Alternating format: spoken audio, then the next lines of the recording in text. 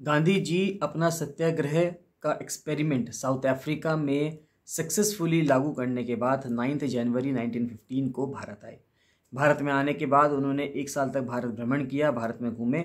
उसके बाद उन्होंने बनारस हिंदू यूनिवर्सिटी में अपनी परफॉर्मेंस दी, एक लेक्चर वहाँ पे दिया उन्होंने, जिसको उनका एक कहा जाता है कि पहला पब्लिक अपीयरेंस था। उसके बाद उन्होंने कुछ मूवमेंट्स करे, जैसे चंपारण गए, अहमदाबाद गए, खेड़ा गए, और फिर उन्होंने नॉन कॉपरेशन मूवमेंट और खिलाफत मूवमेंट दोनों को एक साथ चलाया। धीरे धीरे उनका ये जो सफ़र था भारत को आज़ाद करवाने का, वो धीरे धीरे आगे बढ़ता चला गया। उन्होंने सॉल्ट सत्याग्रह करा, साइमन कमीशन के खिलाफ आवाज़ें उठाई, अलग अलग चीज़ें चलती रही और आखिरी में जाकर 1947 में भारत आज़ाद हो गया। ये कहानी सबको पता है, ये ज़्यादातर लोग जानते हैं कि 1915 में जब महात्मा गांधी भारत आए, तब से लेकर 1920 तक, उसके बाद 1930, 1940 और 1947 तक गांधी जी ने क्या क्या किया, और अंत में हमें पता ही है कि 1948 अनफॉर्चुनेटली जनवरी 1948 में उनकी हत्या कर दी जाती है। बात आती है कि उनके जन्म से 1869 से लेके 1920 तक का सफ़र, कि 1869 से जब गांधी जी का जन्म होता है 2 अक्टूबर 1869 को, तब से लेके 1920 तक गांधी जी का सफ़र कैसा रहा। यानी गांधी जी क्या बहुत ज़्यादा ब्राइट एक कैंडिडेट थे अपने जीवन में, या एक मीडियल तरह के एक स्टूडेंट रहे हैं, कैसा उनका व्यवहार रहा, उनकी लव लाइफ कैसी रही, उनकी शादीशुदा ज़िंदगी कैसी थी, ये सब चीज़ें गांधी जी ने खुद अपने आप अपनी किताब में बताई है।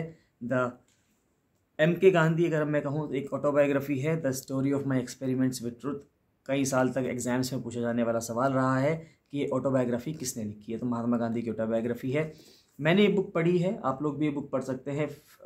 फ्री पब्लिशिंग बुक है, यानी कि बहुत सारे पब्लिशर्स हैं जिन्होंने इस बुक को प्रिंट किया है। मेरे पास इस तरह से एक करके बुक आती है ये, अगर हम देखें तो GBD बुक्स करके इनका पब्लिशर होगा जिन्होंने इस किताब को लिखा है।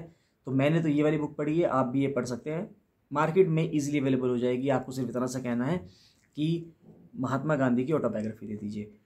बुक्स अपने आप में एक ऐसी दोस्त होती हैं, एक ऐसी फ्रेंड्स होती हैं कि हर बुक में आपको कुछ ना कुछ नया सीखने के लिए ज़रूर मिलता है। हो सकता है कि उस बारे में आपको काफ़ी ज़्यादा नॉलेज भी हो, लेकिन कुछ चीज़ें फिर भी ऐसी होती हैं कि जो आपको नया सिखा देती हैं। मॉडर्न हिस्ट्री में गांधी जी के बारे में मैंने भी काफ़ी पढ़ा है, लेकिन उसके बावजूद इस किताब से आपको कुछ चीज़ें समझने को मिलती हैं कि उन्होंने अपनी लाइफ में कैसे जिए। वेजिटेरियनिज़म और नॉन वेजिटेरियनिज़म के ऊपर उन्होंने काफ़ी हद तक इसमें खुलकर बोला है। सेक्स लाइफ के ऊपर, अपनी sex life, personal sex life के ऊपर उन्होंने काफ़ी उस पर खुद कर बोला है।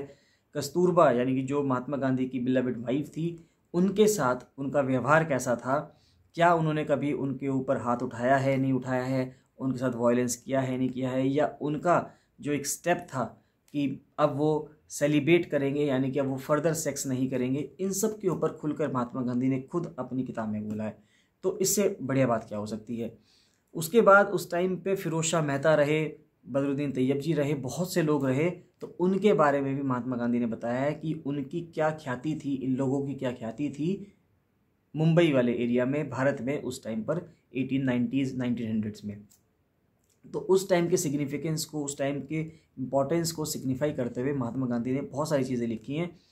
1920 से लेके 1947 तक उनके बारे में काफ़ी लिखा भी गया है, काफ़ी पढ़ा भी गया है, और ज़्यादातर लोग बहुत चीज़ें जानते भी हैं।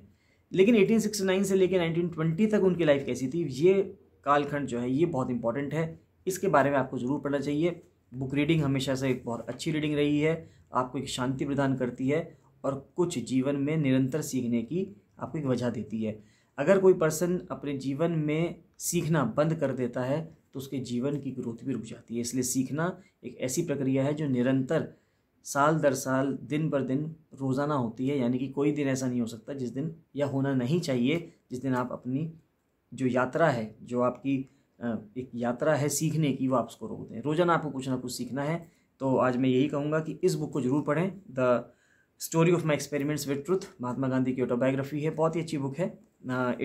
It will take a certain time, कुछ समय लेगी, धीरे धीरे आप इसको पढ़ें, इम्बाइब करें, समझने की कोशिश करें कि उस टाइम के व्यक्ति ने अपने आइडियल्स, अपने विचार कैसे रखे थे, और उन विचारों में से जो आपको, आपके लिए सूटेबल लगते हो, उन विचारों को आप अपनाएं।